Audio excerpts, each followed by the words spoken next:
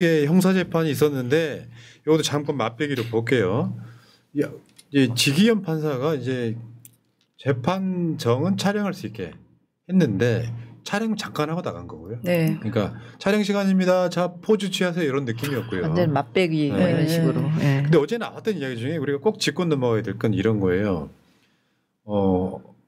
이 재판 1심이 올해를 넘긴다는 거예요. 12월 맞아요. 말까지 네. 기일이 잡혔다. 그러면 이제 이거 어떻게 유추할 수 있냐면 지기현이가 어떤 그 심리를 할 때 있어갖고 법정 구속하는 상황이 있을 수도 있는데 지기현이 윤석열한테 우호적이라고 하면 1심에서 유죄를 때림으로써 사실 이제 뭐 내란이라고 하는 것 때문에 1심이 끝나서 실형이 나오면 바로 구속이 될 가능성이 높은데 이렇게 따지면 올해가 지금 4월 달이잖아요. 네. 12월까지 윤석열 구속이 힘들 수도 있다는 그거예요.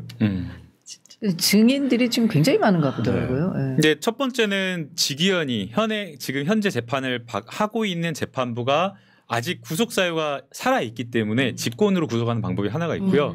두 번째는 검찰이 움직이는 거거든요. 그래서 저는 정권이 바뀌면 우리 박정현 의원님께서 특검을 통과시켜 줘가지고 윤석열의 여죄가 너무 많아요. 내란 특검 해야죠. 예, 네. 뭐 내란과 관련되어서 여죄도 너무 많고 또 동시에 명태균과 관련되어서 명태균 게이트에 다 정점에 김건희 윤석열이 있거든요. 그래서 이 김건희 윤석열의 공천 개입, 뇌물 직권남용 이 여죄를 수사를 하면 올해가 가기 전에 여름에 윤석열 구속될 수도 있다. 그렇죠. 그리고 그렇게 돼야 된다고 저는 생각을 합니다. 네. 그걸 앞장서줄 분이 누구다? 박정현. 와. 아니 지난 어제 그저께 우리 지역에 뭐 체육대회들이 있어서 갔었는데 저한테 많은 분들이 빨리 구속시키지 않으면 뭐하냐 이 얘기를 많이 하셨어요. 네. 그래서 구속시키는데 최선을 다했습니다. 맞습니다. 힘써 주십시오. 저렇게 돌아다니는 게 말이 안 됩니다. 저들의 계획은 올해까지도 구속 안 된다일 텐데 6월 3일 날 대통령 취임식 합니다. 그럼 민주당이 이렇게 저기 6월 7월 지나면 여름이 끝나기 전에 차가시기 전에 찬바람이 불기 전에. 네. 자, 근데 어제 나왔던 것 중에 가장 화제가 됐던 건 사람에게 충성하지 않는다는 특전대대장. 네. 자, 어제 나왔던 발언 한번 보겠습니다. 네, 꼭 드리고 싶은 말이 있었다. 제가 군생활 23년 하면서 바뀌지 않은 게 있다. 저는 사람에게 충성하지 않는다. 조직에 충성하고 조직은 국가와 국민 지키라 했다. 국회의원 끌어내라는 임무를 어떻게 수행하겠나. 저분이 지금 특전사 제1특전대대장이면 아마 중령일 거예요. 네, 중령이시더라고요. 명기. 예. 이게 이제 그 유명한 윤석열이 네. 검사 때 했던 저는 뭐 사람에게 충성하지 않기 때문에 오 많이 비슷한데요? 그런 거를 그대로 해가지고 이 이야기를 할 때 윤석열이 깜짝 놀라서 깼다는 거 아니야? 네, 졸다가.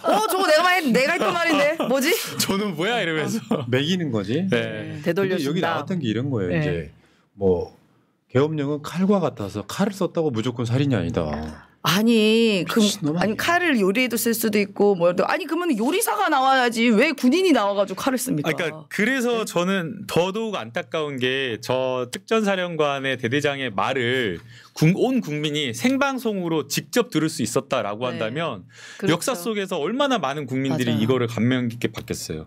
이게 단순히 군인뿐만 아니라 군인, 경찰, 공무원, 뭐 감사원, 검찰, 판사 모든 직역에 있는 국민들이 자기 직분에 맞는 자기 역할 정말 도리와 상식에 맞는 일을 하겠다라고 하는 그런 어떤 다짐을 하면서 보지 않았을까. 네. 그래서 더더욱 생방송으로 촬영을 하지 못하게 한 지기현이 너무 나쁘다고 그러니까 아니 생각합니다. 재판은 기본적으로 공개 재판 공개 재판인데. 아니에요? 여러분 있잖아요. 윤석열이가 검사하면서 얼마나 많은 사람을 집어넣었어요. 맞아요. 네. 근데 김남국 변호사는 잘 알 거예요. 법을 집행할 때 실수냐 고의냐가 굉장히 중요해요. 사람을 죽였지만 실수로 죽이면 죄를 많이 받지 않아요. 네. 근데 검사들은 이 사람이 고의성 있음을 입증하려고 굉장히 많은 압수수색과 이걸 하잖아요. 그래서 막 미리 저 인터넷을 검색해봤다. 뭘 샀다. 그러니까 옆에 있는 칼을 우연치 않게 들어서 화가 나서 찔렀다와 칼을 사갖고 갔다는 다른 거거든요. 얘 말은 이런 거예요. 계엄령 칼과 같아. 이게 지금 이 형사재판 전략이기도 해요. 아무 일도 일어나지 않았다. 네. 뭐 죽은 사람이냐 이렇게 이야기하고 싶은 것 같아요. 근데 칼과 같아서 칼 썼다고 무조건 살인이 아니다가 아니라 사실은 윤석열의 내란의 핵심은 영구집권입니다. 맞습니다. 맞아요. 독재하려고 그런 거죠. 그렇죠. 그러니까 국회에다가 어쨌든 나온 이야기지만 국회에 질서 유지를 하려고 군인을 집어넣었다라고 윤석열 측이 주장을 해요. 그런데 실제로 반대편 증인들은 뭐라 그랬냐면은 질서유지를 하는데 왜 총 들고 들어가냐. 네. 그 실제로 그때 계셨잖아요. 네, 국회에서. 저도 담 튀어넘어가서 갔죠. 그 네. 요원을 끌어내려. 요원 인원 요원 뭐 난리 났습니다. 근데 의원. 헌법재판소에서도 그 부분에 대해서 윤석열이 거짓말, 그 말을 믿을 수 없다 이런 식으로 계속 이야기를 했었거든요. 그렇죠. 근데 아무 일도 일어나지 않았다고 말하는 건 사람이 죽지 않았다까지는 이해할 수 있는데 어마어마하게 많은 일이 일어났어요. 전 세계가 다 봤잖아요. 네. 그리고 그 아무 일도 일어나지 않은 게 결국은 국민들이 오셔가지고 저항했고 사실은 젊은 군인들이 소극적으로 대응했기 때문에 아무 일도 안 일어난 거예요. 거기서 만일 총이라도 쐈으면 네. 정말 너무 큰 일이 일어나고. 그럼요. 소유 사태 나고 아무 일도 일어나지 않았다라고 하는 것은 그야말로 사람이 다치지 않았다라는 그 말 하나인 거지. 네. 실제로는 국회가 봉쇄되고 포위되고 국회의원 한 명 한 명이 다 헌법기관인데 헌법기관이 행사해야 될 국민을 대신해서 행사해야 될 주권이 정지될 뻔한 거예요. 맞아요. 아니, 그리고 사람도 다쳤어요. 그리고 실제로 네. 그 다음에 경제가 얼마나 망가졌어요. 그 그럼요. 이후로. 네. 그리고 온 국민이 잠 못 드는 밤을 보내고 그러니까요. 있잖아요. 수십조, 수백조, 수천조의 손해를 손해배상 봤는데. 청구 어떻게 대표 변호사로 손해배상 청구 윤석열한테 해야 되는 거 아니에요? 그러게요. 그러니까 여기서 우리가 해야 되는데 정말. 예. 아까 말씀드린 거 살인하듯이 의도라는 거예요. 그렇죠. 어떤 의도를 갖고 했었냐. 단순하게 예를 들면 윤석열은 계엄을 반대했는데 뭔가 신호가 잘못 전달돼가지고 국회에 들어갔다. 빨리 바로 철수했으면 상관없는데 의원을 끌어내라고 해놓고 전화 계속하고 뭐 예를 들어 나중에 이제 이게 문제가 되고 이제 해제가 되고 나니까 그랬잖아요. 서울청장이 뭐라고 그랬었냐면은 대통령이 그 경찰들이 계엄을 해제할 수 있게 국회의원들을 집어넣어줘가지고 잘했다고 칭찬받았다 이런 개소리를 하고 있잖아요. 그러니까 나는 저 김영기 대대장이 굉장히 놀라운 사람인 게 이게 예를 들면 저 국방부 장관 및 대통령의 명령을 항명한 거에 가까워 사실은 하라고 했는데 안 했잖아요. 네. 되게 군인들이 적극적으로 안 한 거죠. 그러니까 예. 나는 처벌을 해달라. 예. 다만 내 항명죄를. 명령을 따른 부하들은 처벌하지 말아달라. 네. 네. 이게 윤석열과 다른 점이에요. 이게 완전. 중용도 그렇단 말이에요.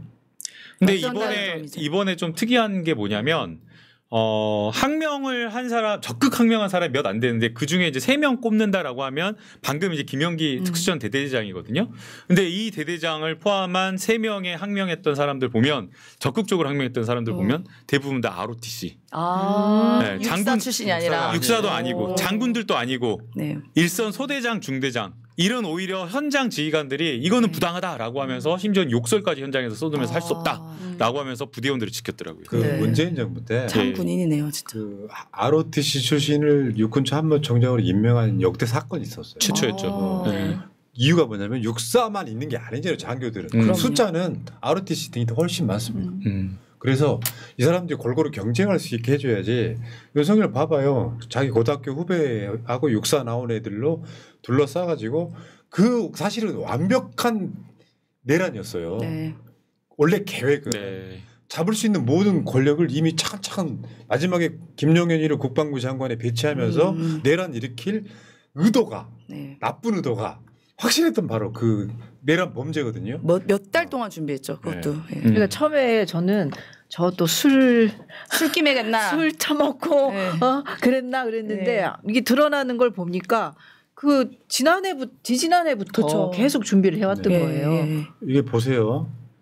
계엄을 건의할 수 있는 유이한 장관이 국방부 장관과 행안부 장관인데 네. 국방부 장관에 자기 충안고 선배인 용현. 김용현이 그리고 행안부. 행안부 장관에는 이상민이 네. 그리고 방첩사령관, 수방사령관, 특전사령관 이것만 잡으면 사실은 끝나는 거거든요. 거기다가 비선으로 정보사, 노상원이 뭐 이런 식으로 이렇게 아무튼 이게 이 사건은요 계속 이야기해요. 윤석열이 저런 식으로 재판을 받으면 제대로 된 판사 같으면 사형 선고해야 된다. 네.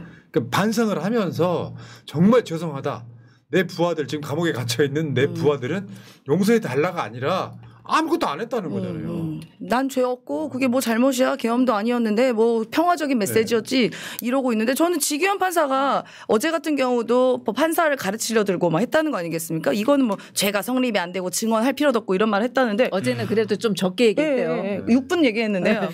저는 그 지기현 판사가 진짜 제대로 된 판사 그 자리에서 법정 구속해야 된다고 봅니다. 자, 어저께 네. 칼 썼다고 살인 아니다. 이게 네. 이제 다시 회자되더라고요.